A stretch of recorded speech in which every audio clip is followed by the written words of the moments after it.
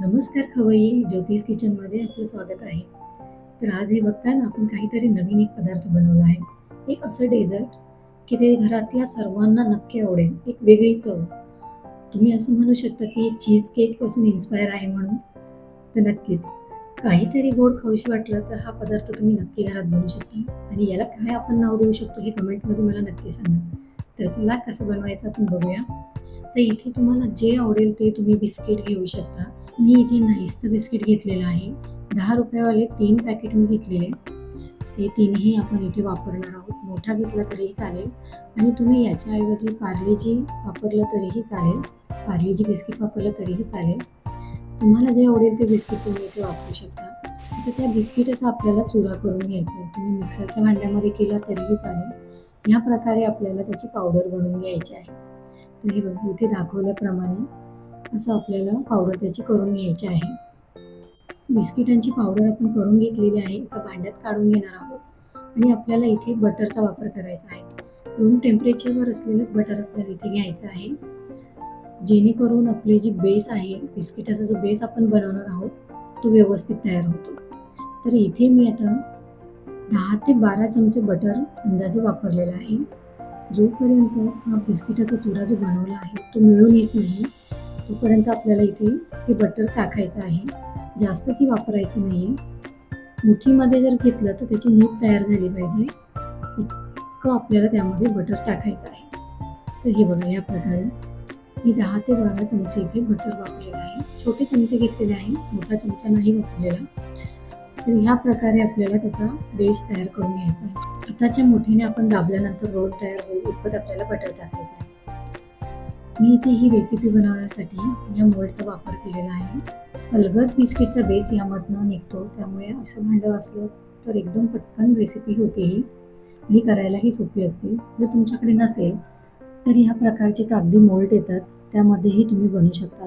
फक्त आपल्याला हे छोट्या वाट्यांमध्ये ठेवायचं आहे, जेणेकरून त्याचा बेस व्यवस्थित तयार होईल, इकडे तिकडे हललं जाणार नाही. तर आता आपण पुढची कृती करूया. यामध्ये आता मी बिस्किटचा चुरा जो आहे तो टाकून घेणार आहे. एक घट्ट असा बेस आपल्याला तयार करायचा आहे. दाबून आपल्याला हा बिस्किटचा जो चुरा आहे तो भरायचा आहे. चमच्याच्या साहाय्याने व्यवस्थित करता येणार नाही, त्यामुळे मी इथे हाताने व्यवस्थितपणे दाबून घेणार आहे. पहिले आपल्याला कडेने त्याचा बेस व्यवस्थितपणे दाबून घट्ट असा करून घ्यायचा आहे. जास्त बेस आपल्याला जाड बनवायचा नाही, खालचाही लेअर आपल्याला जी आहे ती जाड बनवायची नाही. ह्या प्रकारे त्याची एक कडा आपल्याला तयार करून घ्यायची आहे, जेणेकरून आपण आतमध्ये जे कस्टर्ड टाकणार आहोत ते व्यवस्थितपणे त्यामध्ये भरलं जावं म्हणून. वाटीच्या साहाय्याने किंवा एका फुलपात्राच्या साहाय्याने पसरट असा आपल्याला घ्यायचा आहे. त्याने दाब देऊन आपल्याला बिस्किटचा जो बेस आहे तो घट्ट असा दाबून भरायचा आहे. तर हे बघा या प्रकारे पसरट भांडं वापरून आपण हे लेअर जे आहे ते तयार करू शकतो. अशीच मी आता दुसरंही तयार करून घेणार आहे. कडा त्याच्या आपल्याला व्यवस्थितपणे अशा दाबून घ्यायच्या आहे. हे काम तुम्ही मुलांना जरी दिलं ना तर ते आनंदाने नक्की करतील. तर ह्या प्रकारे दोन्ही मोल्ड आपले तयार झालेले आहे आणि हे आता आपल्याला अर्ध्या तासासाठी फ्रीजमध्ये ठेवून द्यायचे आहे. आणि आता आपण पुढची कृती करूया. कस्टर्ड बनवून घेणार आहोत. 1 कप मी इथे दूध घेतलेलं आहे. 1 ते 1.5 चमचा त्यामध्ये कस्टर्ड पावडर टाकलेलं आहे. व्हॅनिला कस्टर्ड पावडर इथे मी वापरलेली आहे. तुम्हाला आवडेल त्या फ्लेवरची इथे घेऊ शकता. आपल्याला एकसारखं हे मिक्स करत राहायचं आहे, गुठळ्या व्हायला नको, त्यामुळे इथे मी 2 चमचे साखर घेतलेली आहे. जास्त साखर इथे वापरणार नाही आहोत आपण. व्यवस्थित आता हे आपल्याला मिक्सरच्या साहाय्याने मिक्स करत राहायचं आहे. गुठळ्या जर झाल्या तर मोडायला फार त्रास होतो, त्यामुळे मीडियम गॅसवरच आपल्याला हे ढवळत राहायचं आहे. गॅस इथे बंद केलेला आहे.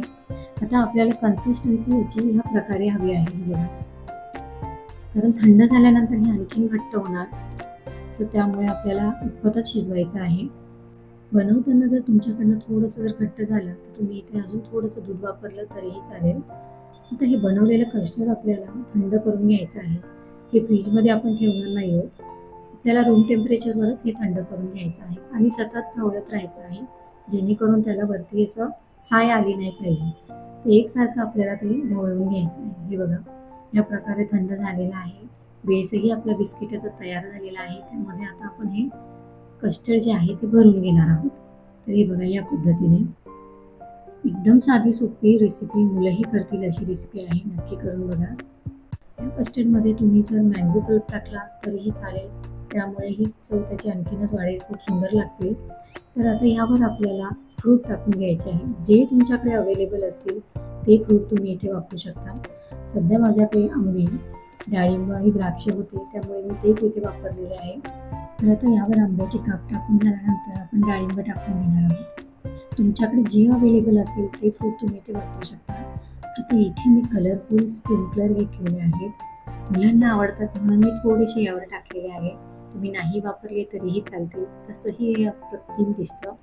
तर हे बघा, दिसतानाही किती छान दिसतंय ना. तर आता इथे आपण हे अलगद असे काढून घेणार आहोत. मोल्डमधनं थोडंसं आपण लूज करून घेणार आहोत आणि अलगद असे काढून घेणार आहोत. तर हे मोल्ड वापरल्यामुळे काढायलाही हे खूप सोपं जातं. तर हे बघा, या प्रकारे हे कस्टर्ड अप्रतिम लागतं खाण्यासाठी आणि घरातल्या सर्वांना नक्की आवडेल. एक वेगळा असा पदार्थ आणि दिसायलाही किती सुंदर दिसतोय बघा. कडेनेही छान असे लेअर आलेले आहेत. तर ह्या पद्धतीने तुम्ही नक्की करून बघा. मुलांना सुट्टींमध्ये थोडं वेगळं असं काहीतरी खायला मिळेल आणि त्यांनाही नक्कीच आवडेल. पार्टीसाठी हे तुम्ही बनवू शकता. तर आता इथे आपण थोडंसं वरतून द्राक्ष टाकून आणखीन डेकोरेशन करणार आहोत. बारीक असे तुकडे करून घेतलेले द्राक्षांचे आणि तेच इथे वापरणार आहोत. हे बघा, मोल्डमधनं बाहेर काढल्यानंतर किती अप्रतिम दिसते ना. तर मी इथे तुम्हाला कापूनही दाखवणार आहे.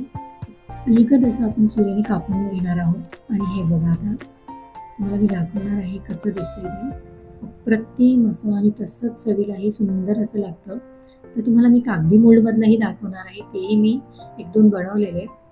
तर हे बघा, अप्रतिम अशी याला पण डिझाईनही किती छान आलेली आहे. तर नक्की ही रेसिपी करून बघा. मुलांनाही आवडेल, घरातल्या सर्वांना आवडेल.